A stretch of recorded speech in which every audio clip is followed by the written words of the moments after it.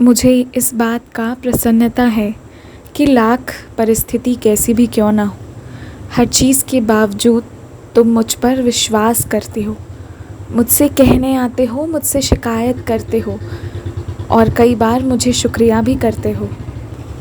और सबसे खूबसूरती की बात तो ये है कि तुम मुझ पर विश्वास करते हो, इसलिए तुम मुझ पर कभी नाराज़ भी होते हो तो मैं तुमसे कभी क्रोधित नहीं होता, क्योंकि जिन्हें अपना समझा जाता है उन पर ही प्यार और क्रोध दोनों जताया जाता है, और ये सब मुझे मंजूर है। तुम्हारी कोशिशें और तुम्हारी परिस्थिति, इन दोनों को मैं देख पा रहा हूँ, समझ पा रहा हूँ, इसलिए हमेशा से कहता आया हूँ और आज भी कह रहा हूँ, जैसा तुम मुझ पर छोड़कर निश्चिंत रहा करते थे वैसे ही रहो।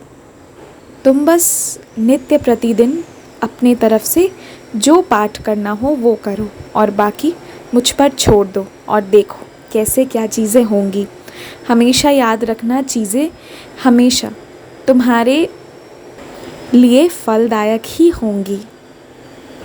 तुम मेरी सारी बातों को मानते हो, इसलिए एक और बात मानना, अपने मन को शांत व एकाग्रचित कर कर ही मेरी पूजा करना, और हो सके तो थोड़ी देर ध्यान करना।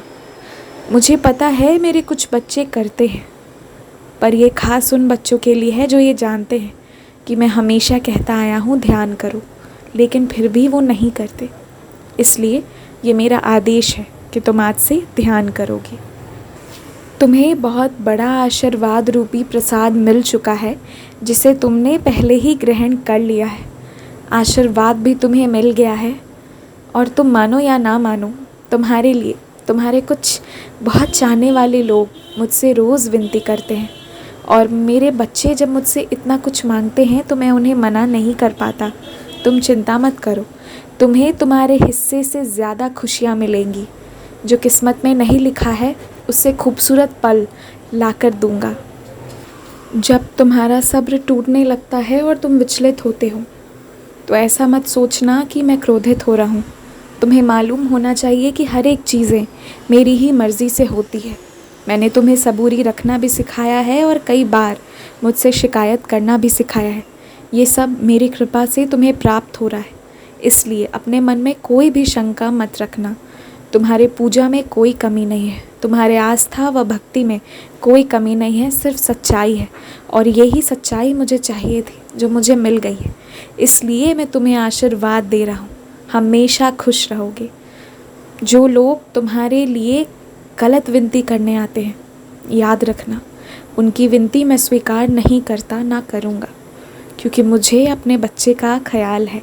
इसलिए तुम बिना किसी चीज़ की चिंता किए सिर्फ अपना काम करो और खुश रहने की कोशिश करो। किसी के बात को दिल से मत लगाओ। जो चीज़ें और जो लोग तुम्हें विचलित करें, वहाँ से थोड़े दिनों के लिए शांति व दूरी बना लो। अपने आप चीज़ें तुम्हारे हिसाब से होने लगेंगी। ऊदी जल ग्रहण करो, हमेशा खुश रहो, दीर्घायु भवः।